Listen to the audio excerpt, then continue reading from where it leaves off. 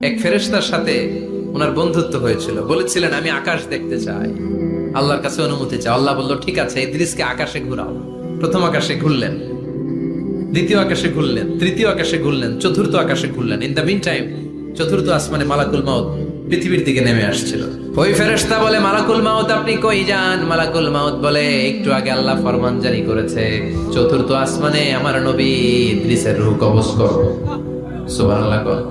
আমি বললাম, আল্লাহ আপনার পাঠানো নবী সাইয়েদনা ইদ্রিস থাকে দুনিয়ায়, চতুর্থ আসমানে পামু কই? আল্লাহ কয় কথা নাই, দৌড় দে।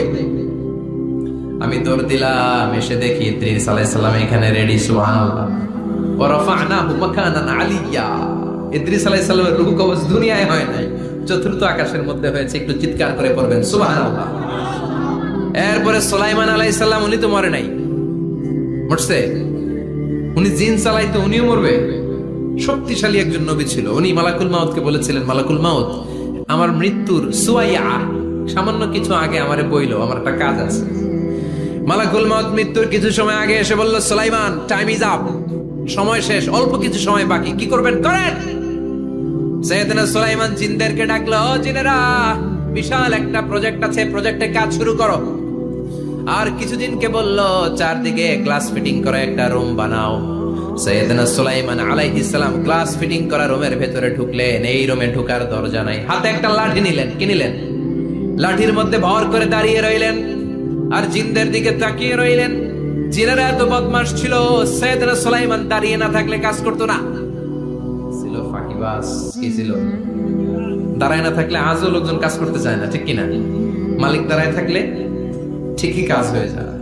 সুলাইমান আলাইহিস সালাম লাঠির মধ্যে ভর দিয়ে দাঁড়িয়ে রইলেন আর বললেন, কাজ করো। জিনেরাও কাজ শুরু করলো। ওদিকে মালাকুল মাউত এসে বলে, ও সুলাইমান সময় তো শেষ। সুলাইমান বলে, সমস্যা নাই, রূহ কবজ করো।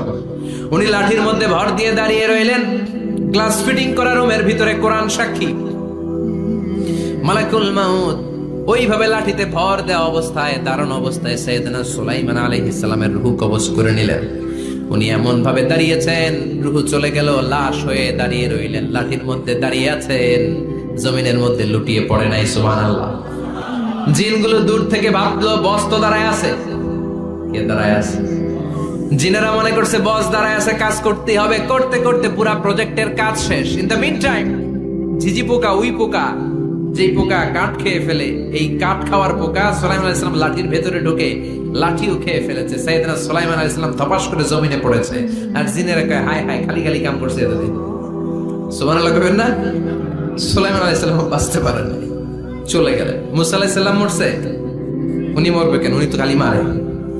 মরছে এক থাপ্পড়ে ফেরাউনের বাবুর্চি নাই। মুখের আগে হাত জ্বলতে কয়েকজন, এর মধ্যে মুসা আলাইহিস সালাম আছে না নাই? মালাকুল মাউত মানুষের আকৃতিতে অনুমতি না নিয়ে ঘরের ভেতরে ঢুকে গেল।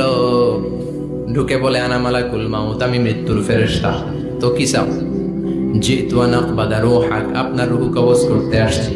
কিন্তু মুসা আলাইহিস সালাম দেখতেছেন দিব্যি একজন মানুষ। কি দেখে? আবার সালাম দেয় নাই, অনুমতি নিয়েও ঢুকে নাই। অমিয়া, অনুমতি নিয়ে ঘরে ঢোকার দরকার আছে না নাই? মুসা আলাইহিস সালামের মেজাজ বড় গরম। উনি বললেন, কি করবি? কয়, আপনারে মারবো। কয়, এদিকে আয়। মালাকুল মাউত মনে মনে ভাবে, এতদিন সব মানুষগুলো আমারে দেখলে দিত দৌড়, আজকে মনে হয় আমারে দিতে হবে দৌড়। এক পা গায়ে, দুই পা পেছায়, সাহস করে সামনে গেলেন। আবার মুসা আলাইহিস সালাম দিলেন এরকম থাপ্পড়। ফাসাক্কাহু ফাফাকু আইনা, বুখারীর বর্ণনা, এক থাপ্পড়ে চোখ নাই। ঠিকই মালাকুল মাউত দৌড়।